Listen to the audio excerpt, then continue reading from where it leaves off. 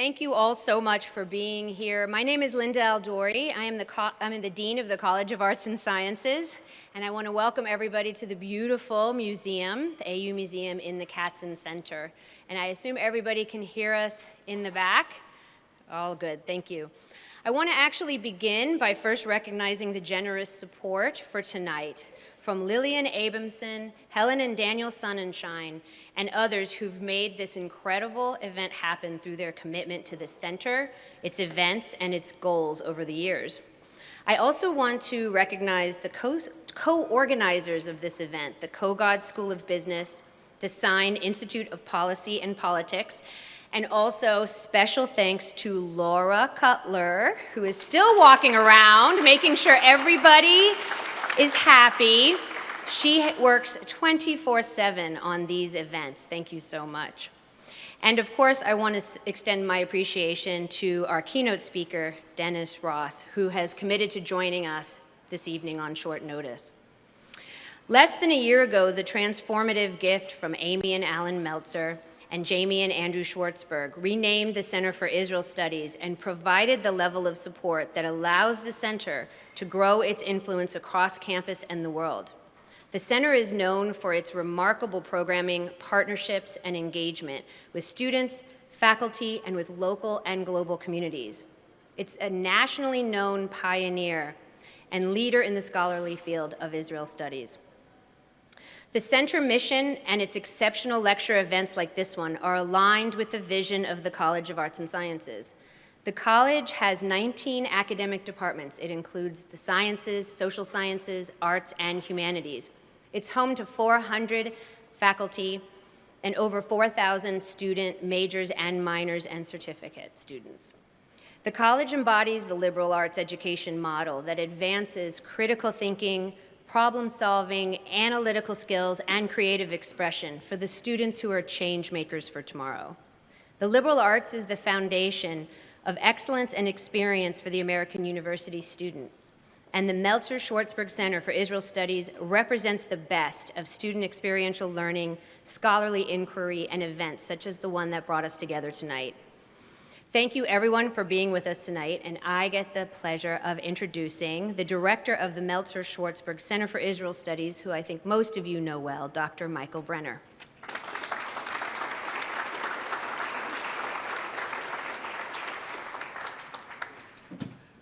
Thank you, Linda, and welcome everyone. Before we start, let me just make a procedural announcement. We will talk up here, Dennis Ross and I, for about half an hour, followed by Q&A from the audience. And please write your questions on, do you all have index cards on your seats? Good. So write the questions on your index cards and don't wait till it's over. Write them before, and our student interns will come around and pick them up. And if you're a student, I'm looking especially in this corner, where there are most of them. If you're a student, then please write your graduation year on it as well. Thank you. So I have the pleasure and honor to introduce Ambassador Dennis Ross, who is the counselor and William Davidson Distinguished Fellow at the Washington Institute for Near East Policy. He's also a professor at Georgetown University, and for more than 12 years, Ambassador Ross played a leading role in shaping U.S. involvement in the Middle East peace process, dealing directly with the parties as the U.S. point man on the peace process in both the George H.W. Bush and the Bill Clinton administrations. He was instrumental in assisting Israelis and Palestinians to reach the 1995 interim agreement. He also successfully brokered the 1997 Hebron Accord. He facilitated the 1994 Israel-Jordan Peace Treaty and intensively worked to bring Israel and Syria together. Ambassador Ross served 2.5 years as Special Assistant to President Obama and as National Security Council Senior Director for the Central Region, spending first 6 months of the administration as the Special Advisor on Iran. A scholar and diplomat, with more than 2 decades of experience in Soviet and Middle East policy, Ambassador Ross worked closely with Secretaries of State James Baker, Warren Christopher, and Madeleine Albright. He was awarded the Presidential Medal for Distinguished Federal Civilian Service by President Clinton, and much more. Ambassador Ross is the author of 5 books on the peace process, the Middle East, and international relations. Most recently, Be Strong and of Good Courage, How Israel's Most Important Leaders Shaped Its Destiny, which is the profile of 4 prime ministers of Israel, and we launched the book actually here together with its co-author, David Makovsky. And there are many other books. Let me just mention one more, Doomed to Succeed, the U.S.-Israel Relationship from Truman to Obama, which came out in 2015 and was awarded the National Jewish Book Award for History. Well, I would say there is, if you take all this together, probably no more appropriate person to talk to us tonight about U.S.-Israel relations. Welcome, Ambassador Ross.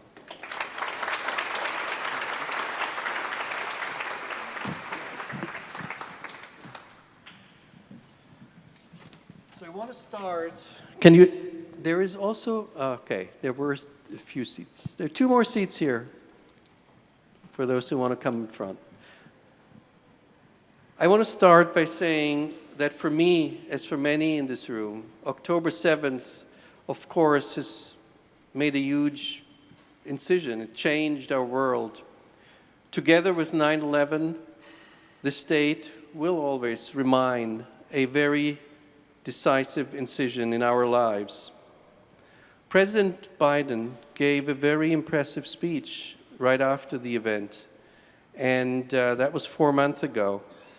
4 months ago, and now it's a different time. We are closer to the elections. We are in the middle of a war that has cost many lives, and I want to start, before we talk about the future, to ask you about the present state of U.S.-Israel relations. How do you assess them? Well, like most questions related to this issue, it's not a simple question, nor is there a simple answer. And what I mean by that is the relationship, I think, has several different layers. You start with this administration, and you cannot understand this administration's approach to Israel without understanding Joe Biden. Joe Biden has an emotional connection to Israel. This is instinctive for him. His attitudes are shaped by a set of formative experiences. When he was vice president, I would oftentimes hear him say, his father used to say to him, Joey, you can never betray Israel. He will tell a story, which I'm sure even people who haven't met him have heard, because he tells it all the time, about how he was 29 years old and he went to Israel in 1973, and he says to Golda Meir, I don't know how you sleep at night. Look at everything you're facing. I don't know how you can cope. And she says to him, we have a secret weapon. We have no place else to go. Now, he tells that story all the time because it shapes his attitude. He understands Israelis have no place else to go. By the way, when I say that, it is an answer to those who want to say Israel's a colonial state. Israel's many things, but it's not that. There was always a Jewish connection to the land. There was always an identity. The land was part of the Jewish identity. Those who came to settle in Israel, it wasn't the product of an empire. It wasn't the idea of aggrandizement.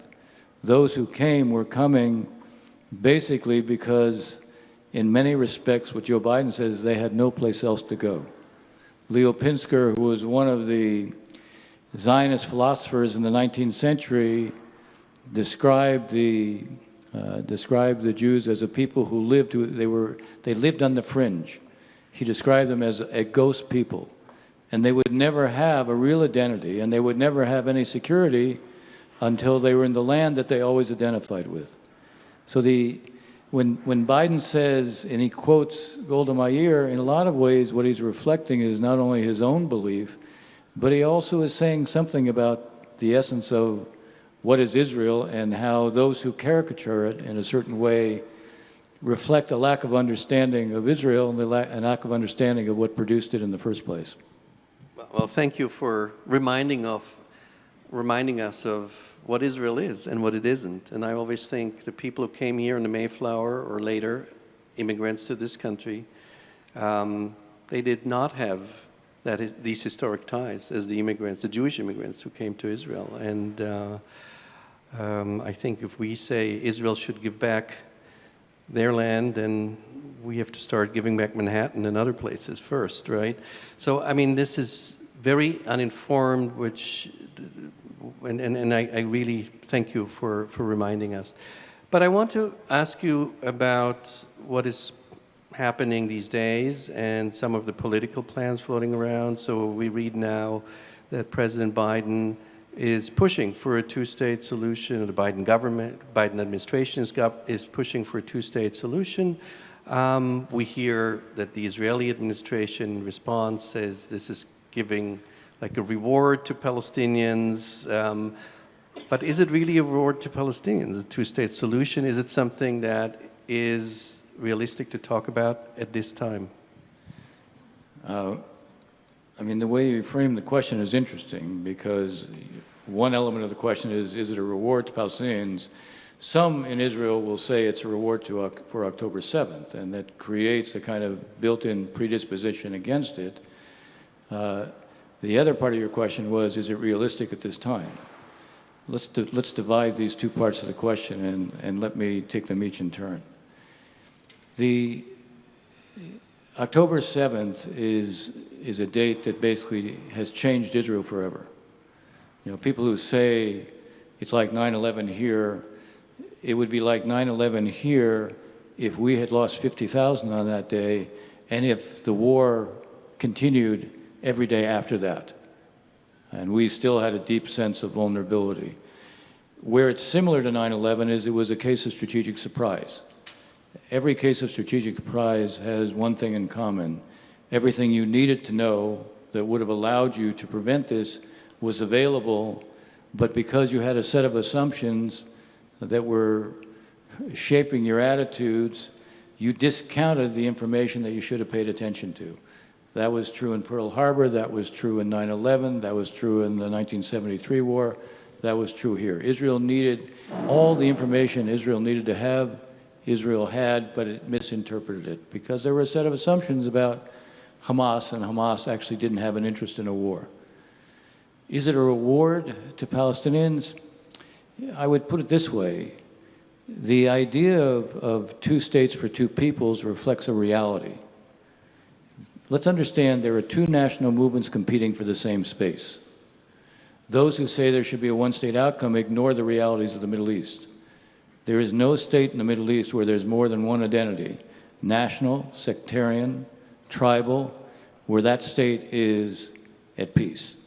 Those states, if you want a state that looks like Lebanon or Syria or Yemen or Iraq or Libya, then have one state. Because these two national identities are not going to submerge each other. Neither one is going to accept that the other will be dominant. In 2003, a colleague of Marwan Barghouti's, a guy named Ahmed Ghanem, gave a speech, actually at a place that I had invited him to give the speech, and he said, look, two states isn't something we're pursuing because we want to do it as a favor to the Israelis.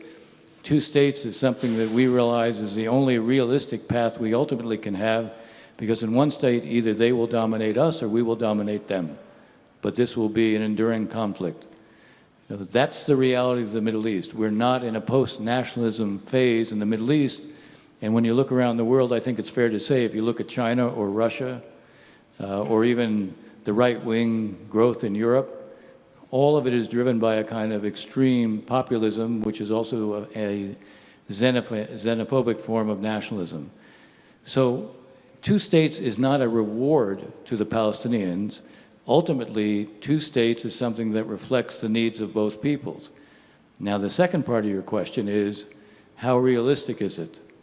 Well, let's just go through. Is it possible to have a Palestinian state today with a division between Gaza and the West Bank? I'm going to pose a series of rhetorical questions, so I don't have to say no after each one of them, okay? This is for you to say, oh yeah, that's no. Right, so is it realistic to have a Palestinian state today? 91% of the Palestinians in the West Bank view the Palestinian Authority as being corrupt. 91%.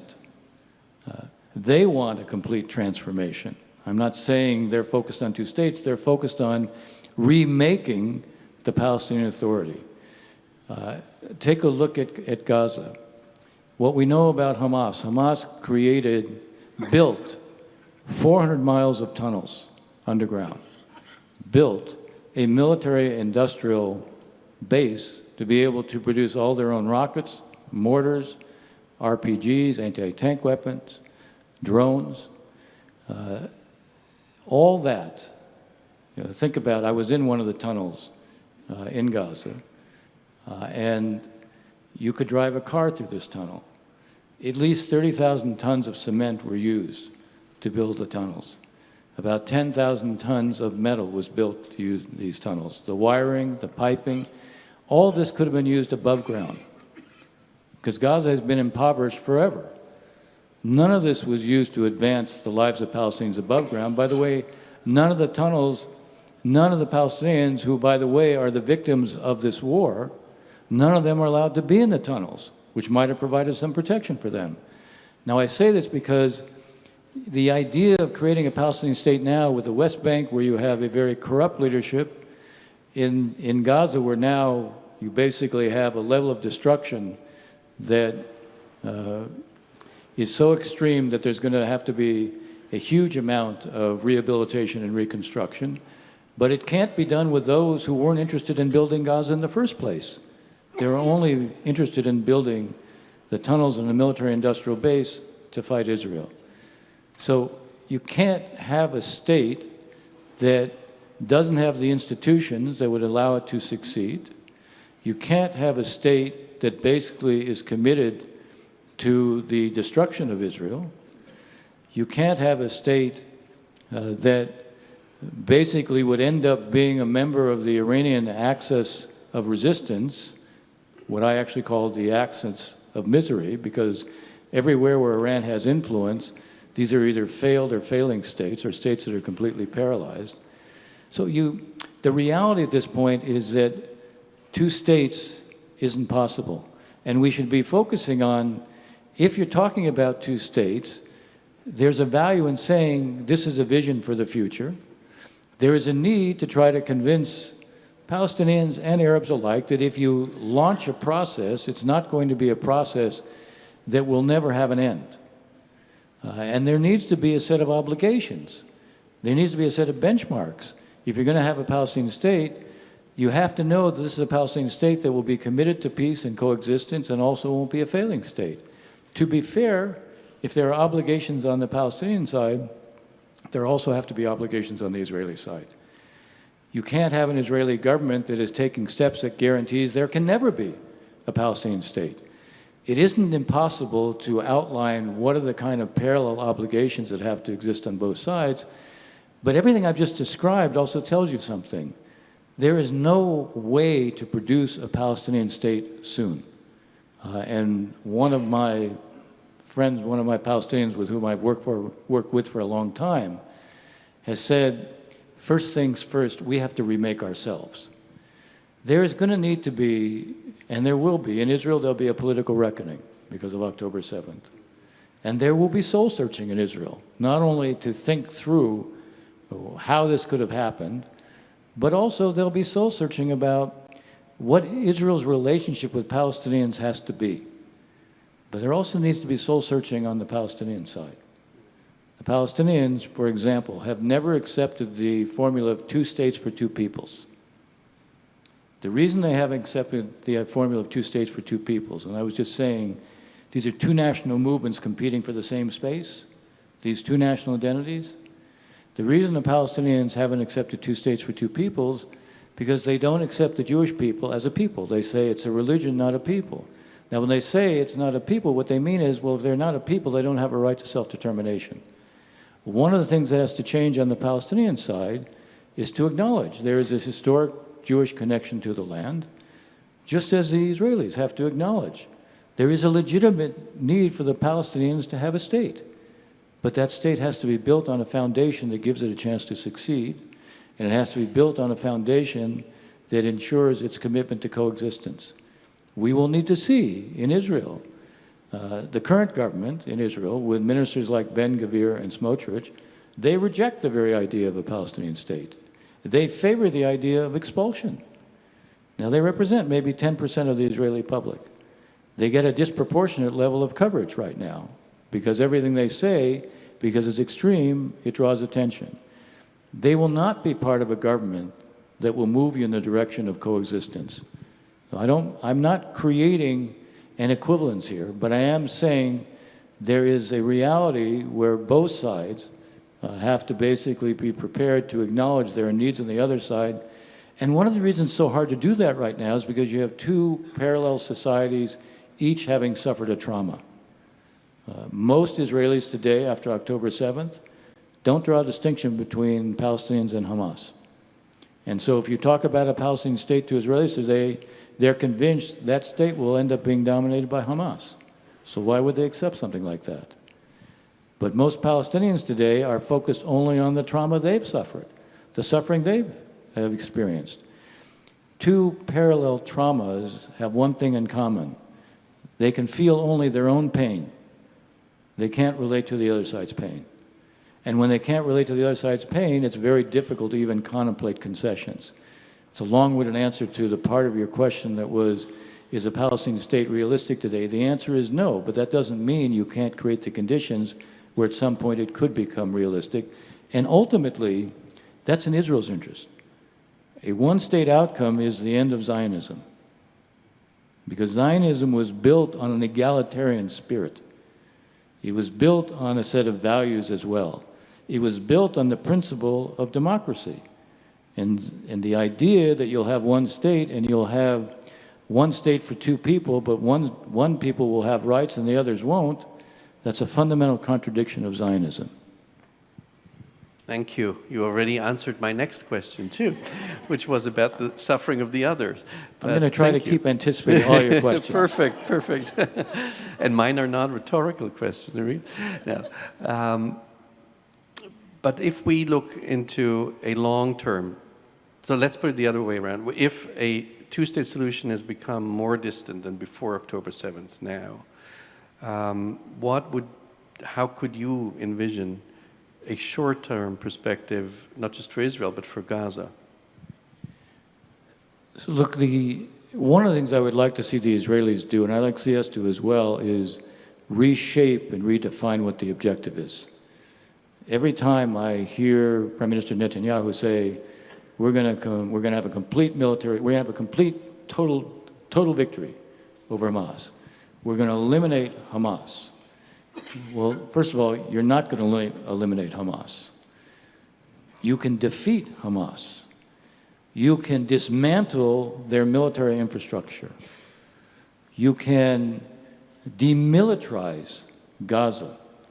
You can demilitarize Gaza to the point where it can never again be a platform for attacks or a threat against Israel. If the focus is on the demilitarization of Gaza, and to a certain extent, Israel's already succeeding. Hamas was a military. It's been reduced to a militia now. It had 24 battalions. It now has 18. That doesn't mean all the individuals in those battalions were killed. It means that the organizational coherence, the units that they had, the discipline that they were based on, the command control structure they had, that's gone. But you still have plenty of Hamas fighters who are out there. So they represent what amounts to a militia at this point. If you focus on the issue of demilitarization, and then you make it clear that the objective for rehabilitation and reconstruction is not only to rebuild Gaza, but to ensure that there cannot be remilitarization. then you begin to have a pathway to the future. So right now, what the focus should be, everyone is focused on the fact that there's 1 million people in Rafah. Rafah is the border between Egypt and Gaza. And there's something called the Philadelphia Corridor, which extends to it. This is basically the Egyptian-Gazan border, and this is where most of the material came into Gaza. Understand one thing about Gaza. Everyone who said that Gaza was an open-air prison for the Palestinians who lived there, it's true for the Palestinians who lived there, it was not true for Hamas. Hamas got whatever they needed. They had no shortage of materials. And most of that came across this border or under it. So there has to be an answer to that, because there'll be a remilitarization of Gaza if there isn't an answer to that. Right now in Rafah, the first objective, rather than focused on the military campaign that Israel still wants to carry out, they can't carry it out when there's 1 million people there. They can't. Physically, they can't. And they won't, partly because of the pressure of President Biden, partly because of the realities. The IDF doesn't want to do that in this setting.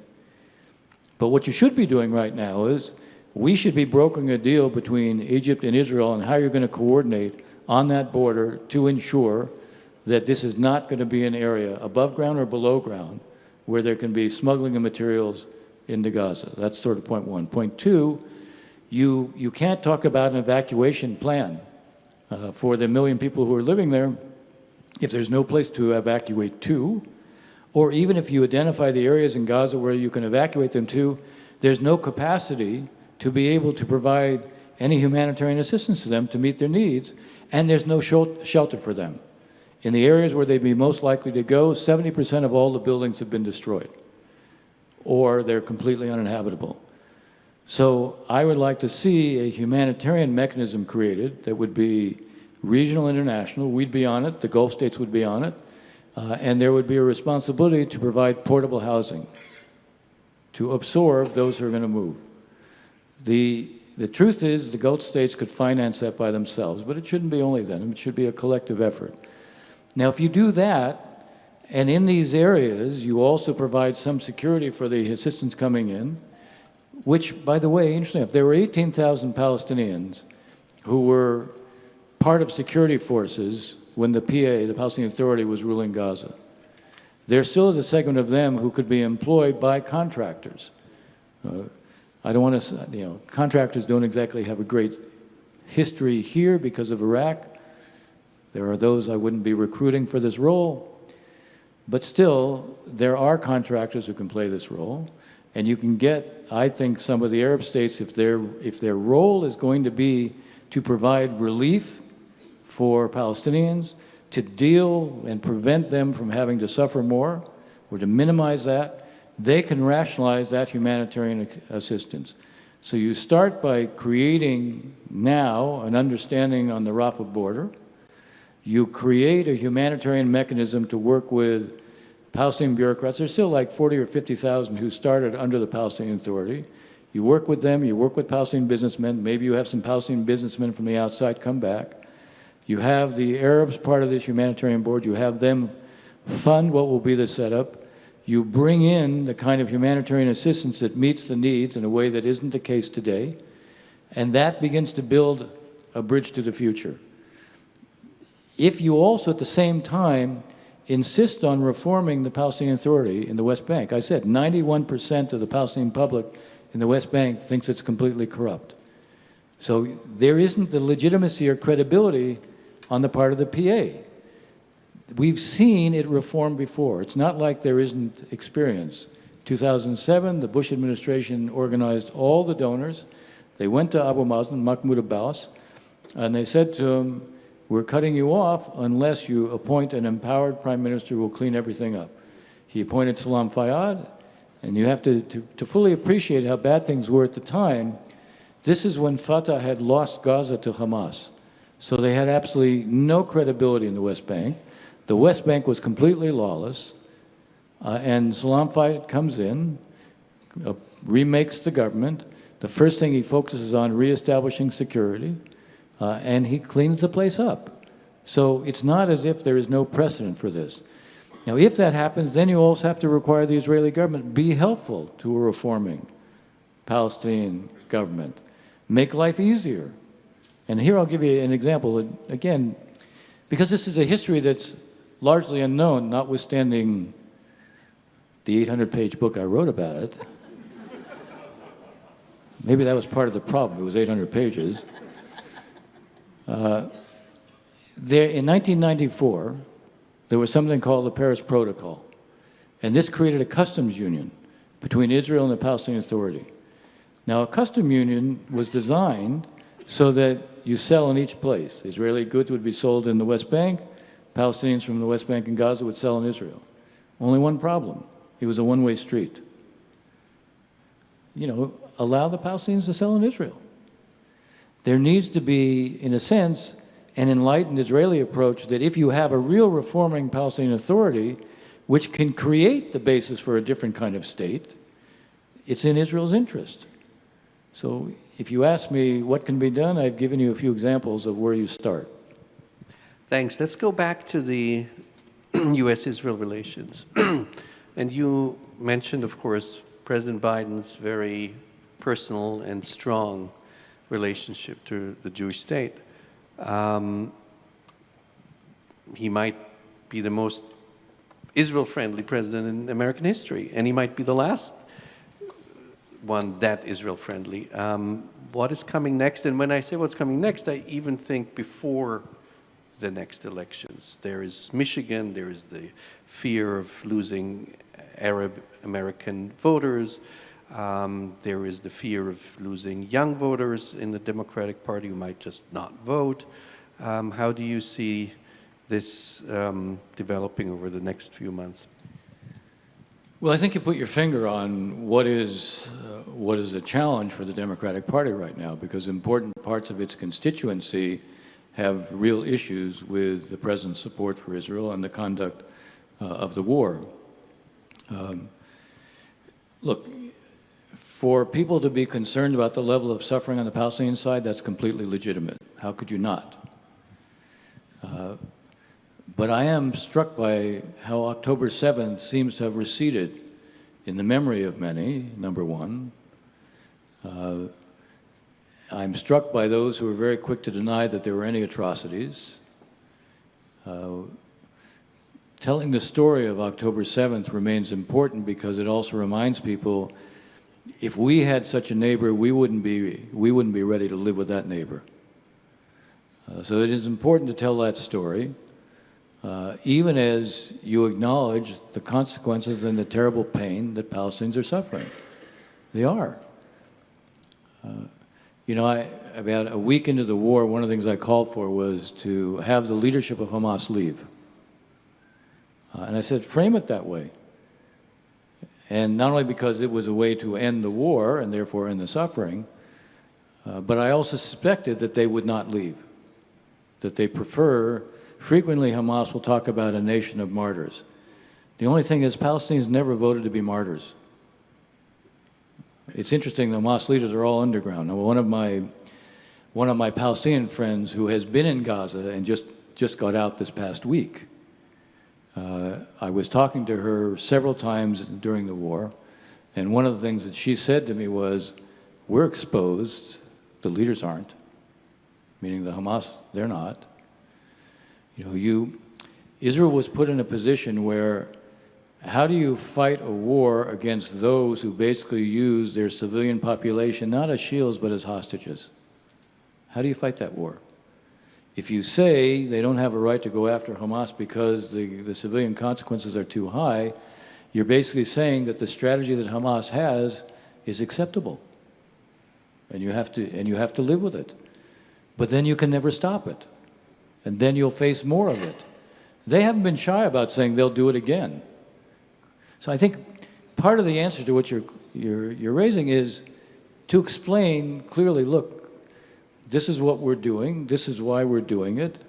One of the reasons the president has put as much pressure on Prime Minister Netanyahu to increase the humanitarian assistance is because he cares about the human consequences of this. But I want to explain something. Again, it's not understood.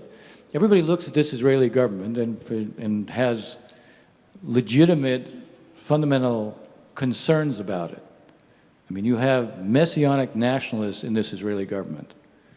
And when I say a messianic nationalist, that has a set of implications.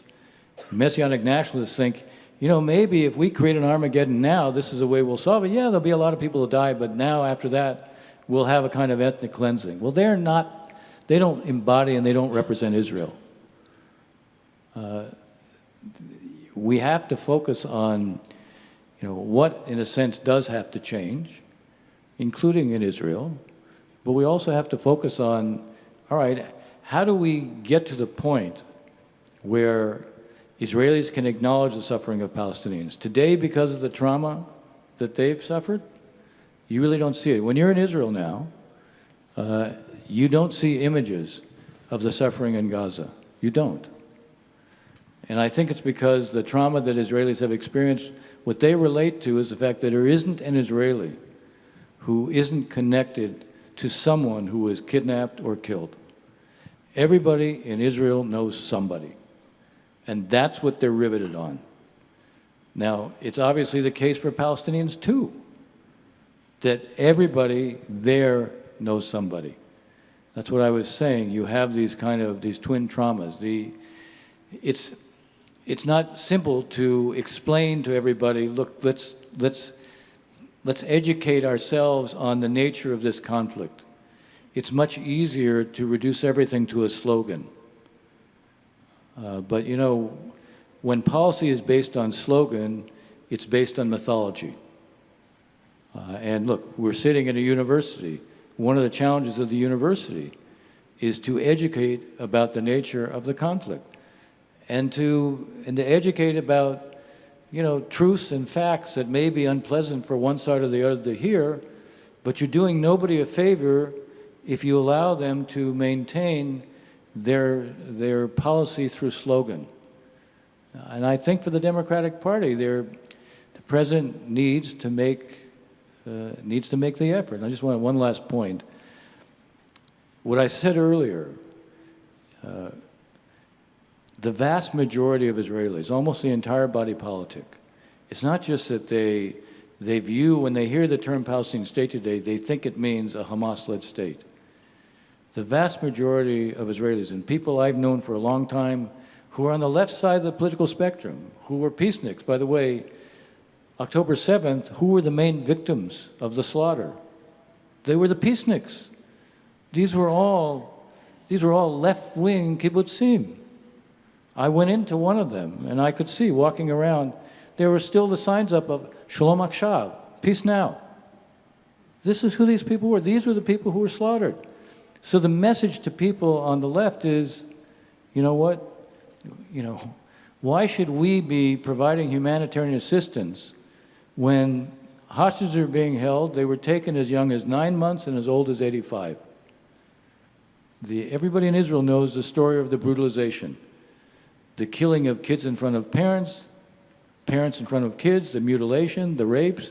Everybody in Israel knows that.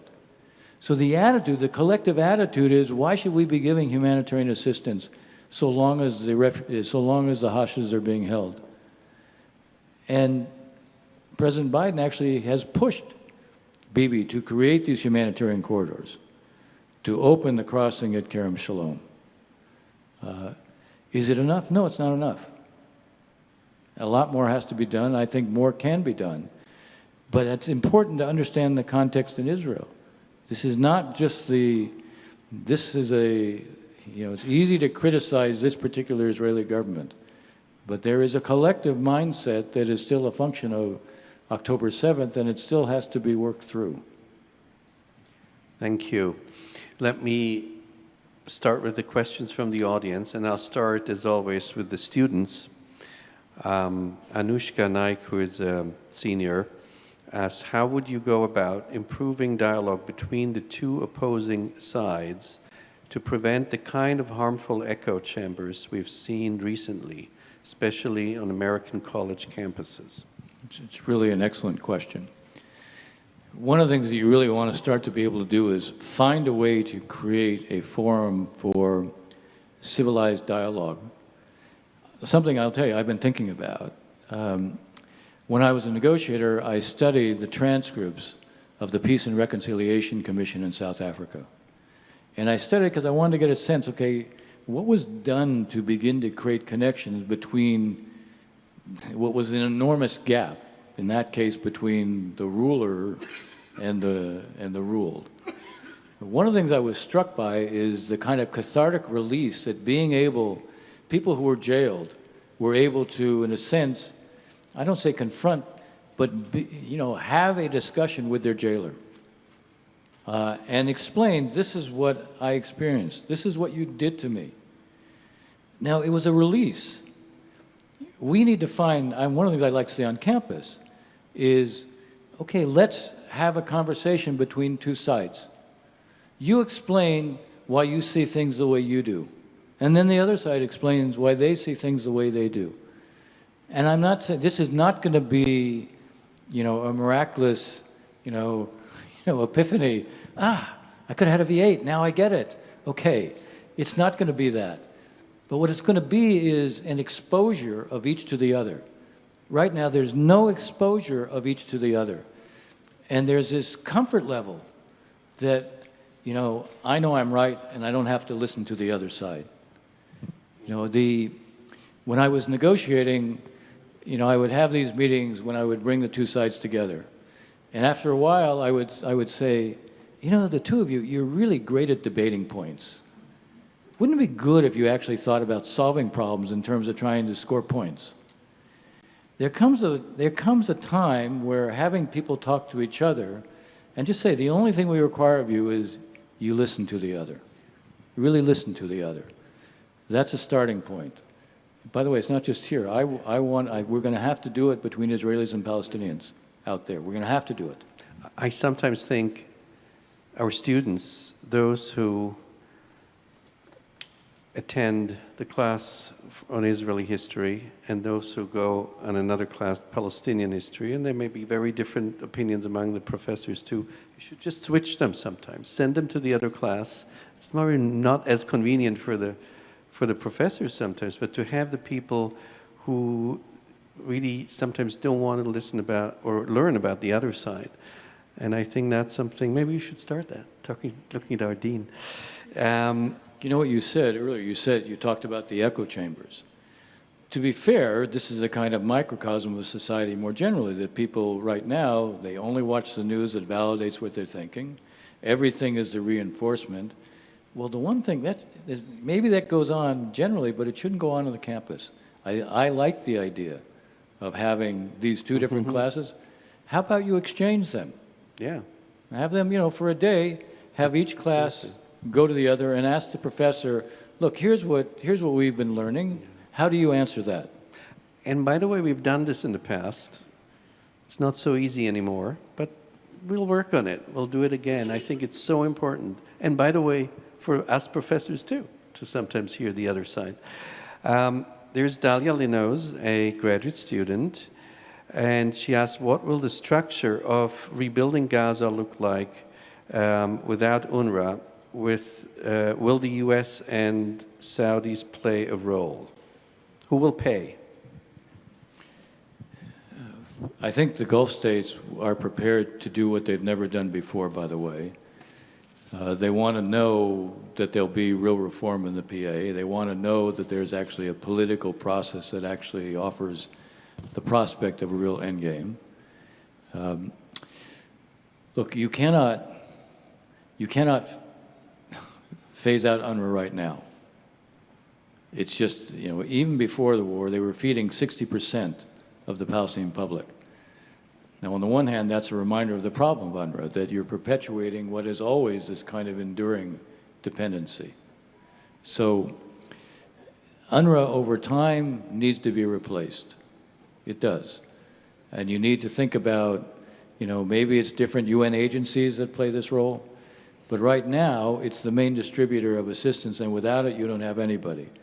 Now, maybe, let's say one of the things that may happen, let's say the evacuation from Rafah is to the northern part of Gaza. And let's say you create in the northern part of Gaza, instead of having to go through Rafah or through Kerem Shalom to get material in, you create an ability. You create a long period. You from Cyprus, you scan everything that's going to go in, and then it goes in much higher quantities to the northern part of Gaza, into an area that, again, there can be an international and regional presence. There can be a kind of local security that is provided. And you have Palestinians distributing the assistance. And you begin, this can be in concert with UNRWA. I think to begin with, it has to be done with UNRWA. Over time, UNRWA's role can be phased out in these areas, and you gradually build some examples of success. Gaza desperately needs some examples of success. One of the things that has not generally been noted, I mean, Khalil Shikaki is, one of the most prominent and most credible Palestinian pollsters, and he ran a poll early in the war. First of all, most polls during wartime, they give you a snapshot, but it doesn't necessarily reflect the actual reality. I was speaking with an official at the UN who I've known a long time, and he was describing what their people are seeing on the ground in Gaza, and he was reporting that in a lot of places where Hamas has reappeared, they're being stoned by stones are being thrown at them by the Palestinians. People tend to forget, in 2014, there was a conflict that went on for 51 days. When people emerged from the rubble at that time, were they angry at Israel? Yes. Were they angry at Hamas? Yes. And this assumption that the attitude of Palestinians, they're all going to come out and they're all going to be embracing Hamas. The reality, you've got 85% of the population of Gaza has been displaced. These are people who have lived in horrid conditions.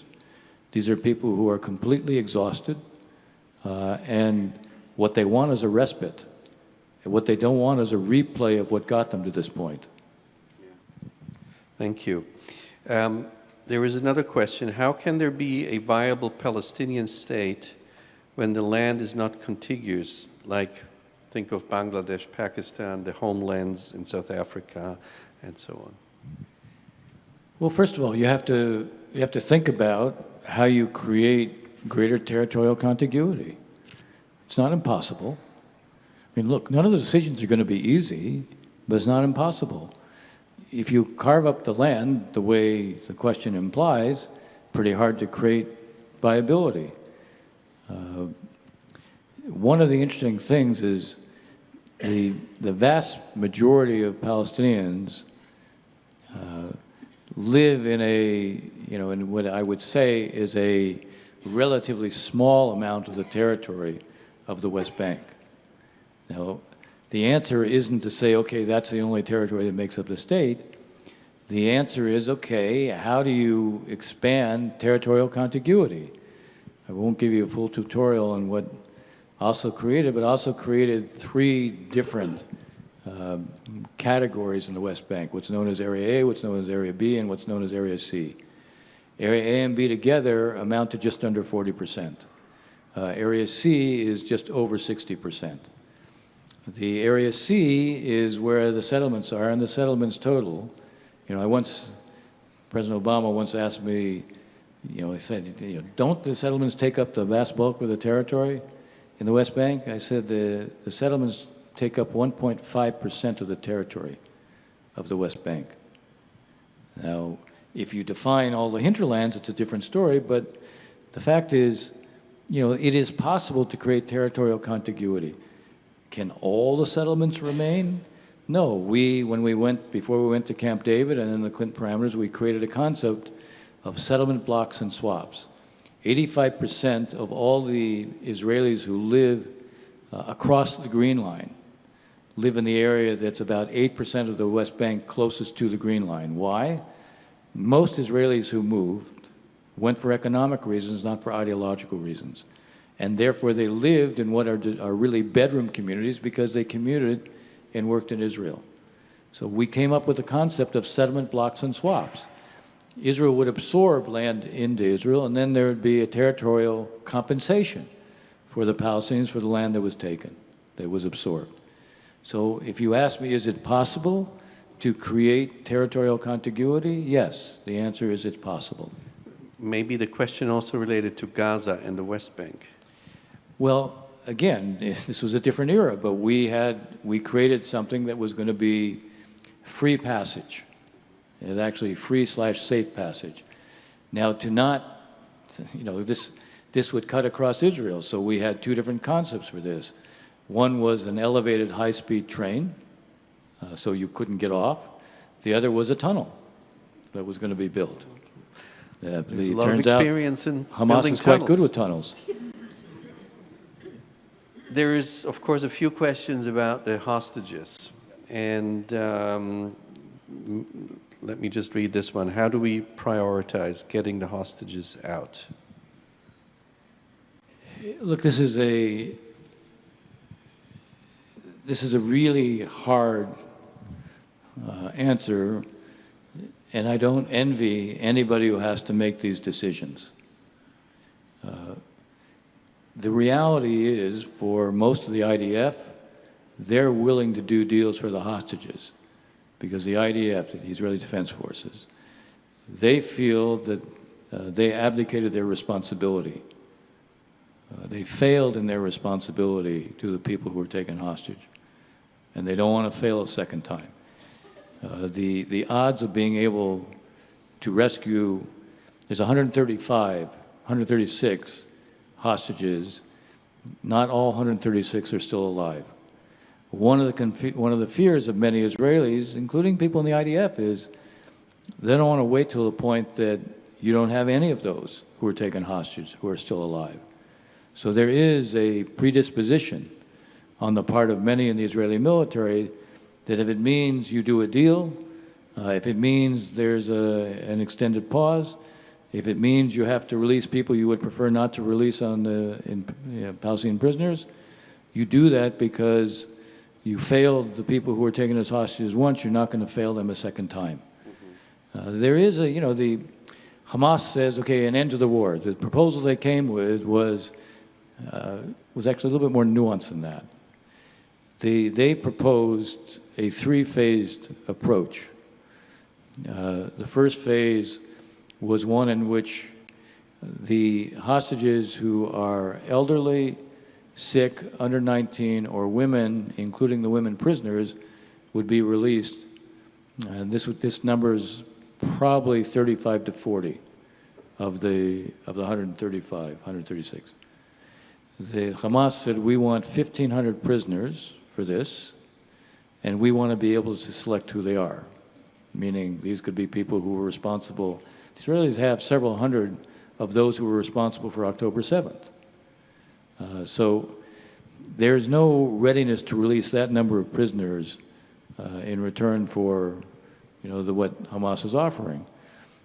If this is an opening position, it's one thing. Now there were two other parts to this. There was a second phase where the second phase depended upon Israel agreeing to withdraw from Gaza and end the war and give assurances that they wouldn't come back in. That's an assurance of allowing Hamas to reconstitute itself within Gaza. And so there's a consensus in Israel, you can't accept that outcome.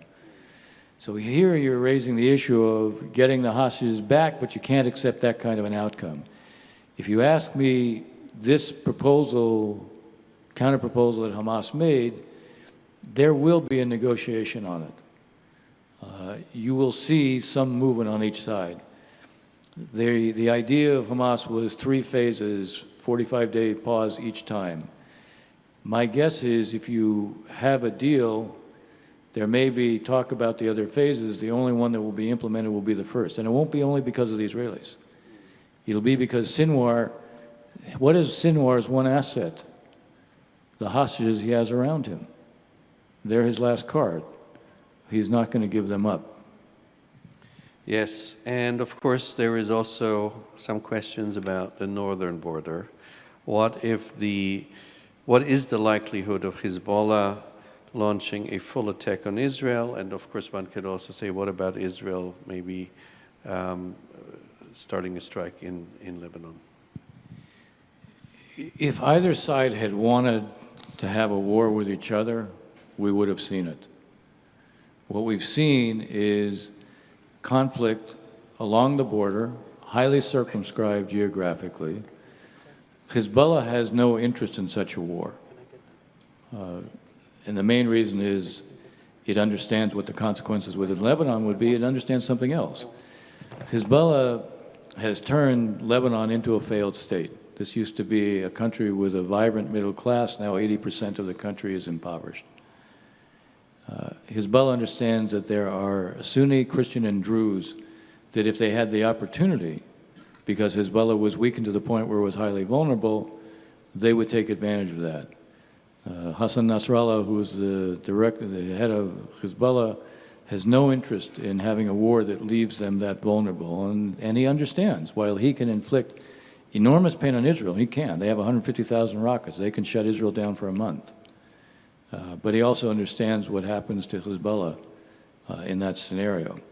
And so does Iran. You have to understand that for Iran, Hezbollah is like the equivalent of their foreign legion. They train all the other proxies. Hamas, Islamic Jihad, the Houthis, Kataib Hezbollah, Asayb al-Haq, all of the militias within Iraq, all trained by Hezbollah. They don't just train them. I mean, the Quds force of the Iranians is there too, but Hezbollah is the key. The only place where Iran has successfully exported the Islamic Revolution is Lebanon with Hezbollah. And everything I've just said would have given Iran an enormous stake in ensuring that Hezbollah remains and plays the kind of role it can.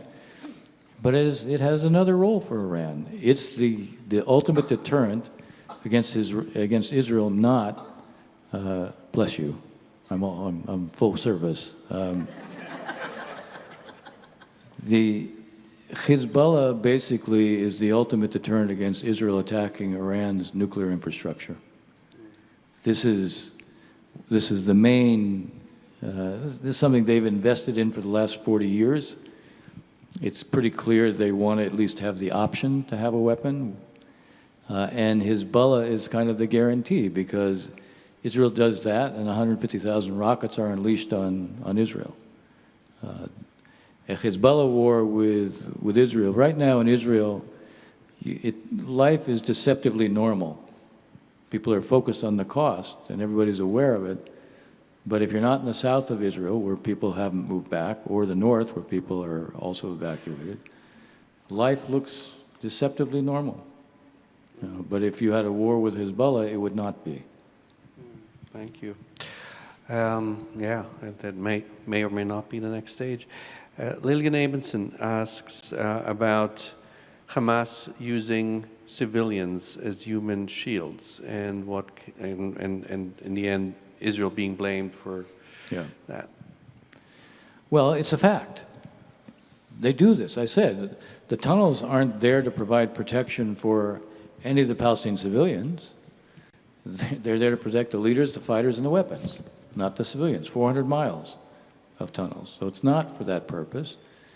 And, one of the reasons I think that they took the hostages is because Sinwar, the leader in Gaza, he was part of a release of 1,026 Palestinian prisoners to get back one Israeli soldier, Gilad Shalit, in 2011.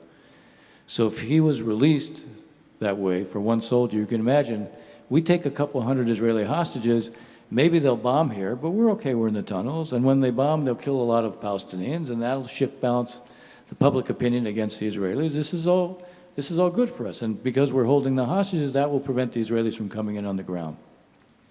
Well, that turned out to be wrong. It wasn't his only wrong assumption. He thought he was going to trigger wars on every front. Not the kind of, okay, Hezbollah fires rockets across the border, but just across the border. Or the Houthis, fire at ships in the Red Sea, or the militias in Iraq and Syria either fire at us or try to fire at the Israelis, either from Iraq or from Syria.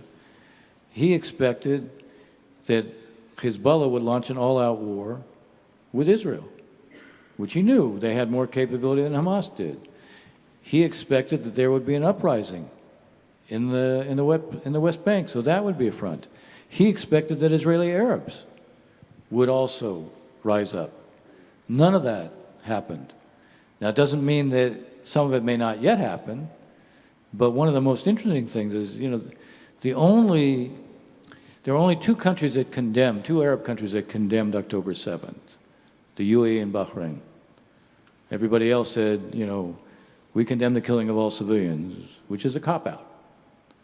But the Muslims who condemned it in the most vigorous terms, consistently, to today, the Israeli Arabs.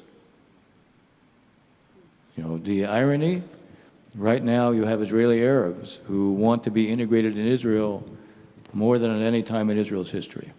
And there were Israeli Arabs among the victims. There were Israeli Arabs among the victims. In fact, a close relative of one of our speakers at last September's conference, Mohammed Darawshe, his cousin was killed at the music festival, and others, and Bedouins as well, also among the hostages. Some of the hostages were. So you've seen, in a sense, what you've seen from Israeli Arabs. We know who Hamas is. We know what they intend, and the answer is we reject that. Now, you want to reassure Israelis, you need to see Arabs who are prepared to separate themselves from Hamas and condemn Hamas. There is a follow-up question for you. You spoke of portable housing for 1 million Palestinians. Yeah. Any thoughts on where this would be? Probably in the area, the northern part of Gaza, the area above Gaza City, that area. That's the main area. First of all, that was most of the people who evacuated from Gaza City. Gaza City had the largest population in Gaza. So you had close to 1 million people evacuate from there. So you're talking about going back to that area. But as I said, 70% of all the buildings there are uninhabitable or completely destroyed. So you need to provide portable housing, caravans. You have to go beyond. And what's happened, UNRWA has created tent cities in the south. You can do better than that if there's a serious effort made to provide shelter. And my impression is that the Emirates in particular, and the Qataris, interesting enough, and I think even the Saudis would be prepared to do that on the grounds that they're relieving Palestinian suffering. Here's a personal question for you. With all the ample experience and knowledge you have accumulated about the Middle East, is Biden calling you to play a role in any capacity? Is Biden calling me to play that role? The answer is no. Are there people in the administration who are talking to me? The answer is yes. And let me follow up. I know you spent about 4 weeks, I think, in Israel, December and January. What were your impressions of the post-October 7th Israel? It's an interesting question because I felt like intellectually I understood the nature of the trauma before I went, but I didn't understand it emotionally. I didn't appreciate it until I got there. The preoccupation, the constant concern, the profound sadness, it's a shared collective sense. But I also saw something else. I saw an unbelievable resiliency. You have a government that was completely non-responsive to the people who were evacuated. But you had these unbelievable stories of different communities all around Israel organizing themselves and just responding. You had one major contractor who had built 2 high-rises refused to sell any of the units and instead made them all available for evacuees. And then different communities went and organized on their own, brought them furniture, brought them groceries, brought them household goods. This was just done in a spontaneous way. The level of resiliency. My wife Debbie is here, and we would have dinners, and she would ask people the question, "What gives you hope?" And they would say, "The Israeli people." And I have to say, this incredible sadness that was there was combined with an unbelievable sense of resolve and resiliency. And by the way, I should just say, I'll say parenthetically, 3 weeks ago, Hassan Nasrallah gave a speech, and it showed how little he understands about Israel. Now, part of the speech was a rationalization for why Hezbollah didn't have to do anything more, because we're winning, they're losing. But he went on because he was telling why Israel won't survive. By the way, it's the same narrative that the Iranians have. The Iranian strategy has been the idea that Iran was going to get a nuclear bomb so it could drop it on Israel. It's never going to do that, because it means they'd have nuclear bombs drop on them. What they wanted is to create these instrumentalities, these different militias, who could keep a constant pressure on Israel and make Israel unlivable. That's the nature of their strategy. And Nasrallah was saying the people there will leave because they have no roots. And he cited as an example Herzl. Not Herzl, he cited, yes, it was Herzl. He cites Herzl as an example because he said Herzl was willing to go to Uganda.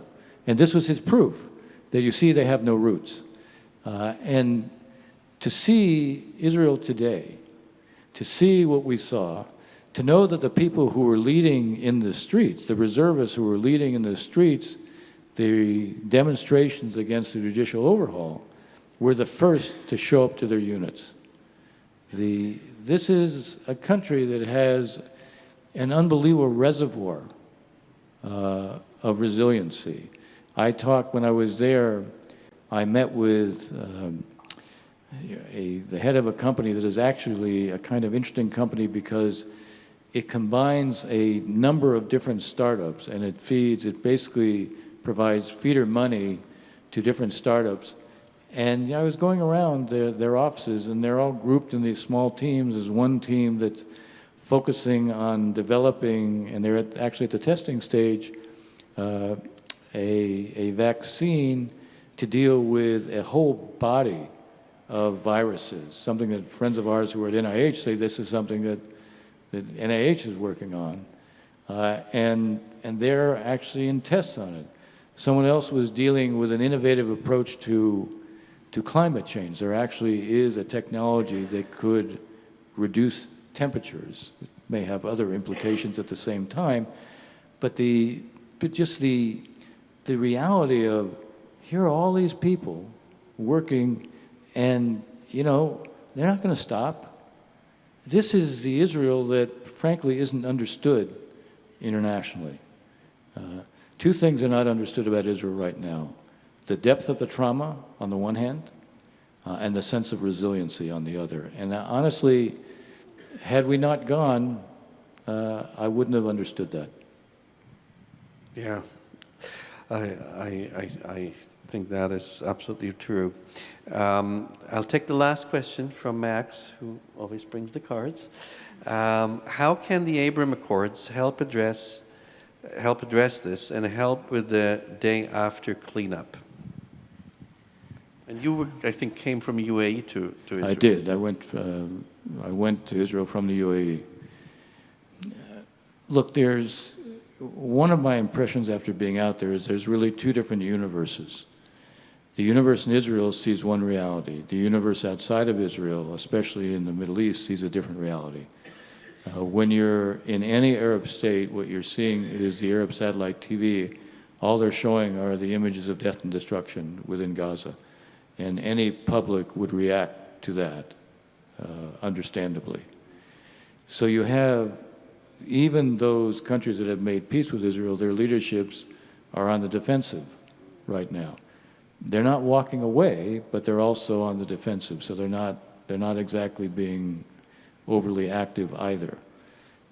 You have the irony that Saudi Arabia still wants to do the normalization deal with Israel, but they now require something more in the Palestinians than was the case before.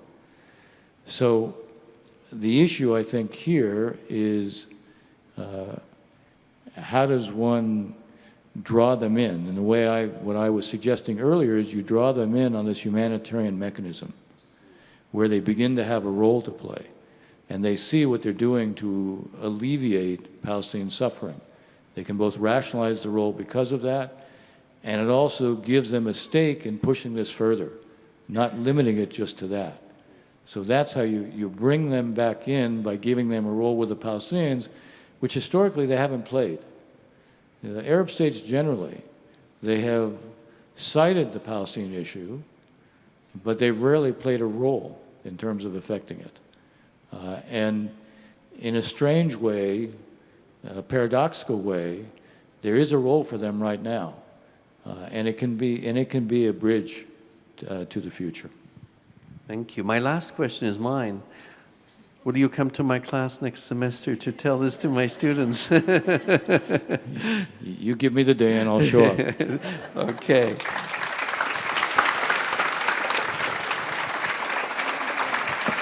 Thank you so much. And before you go, let me make one announcement.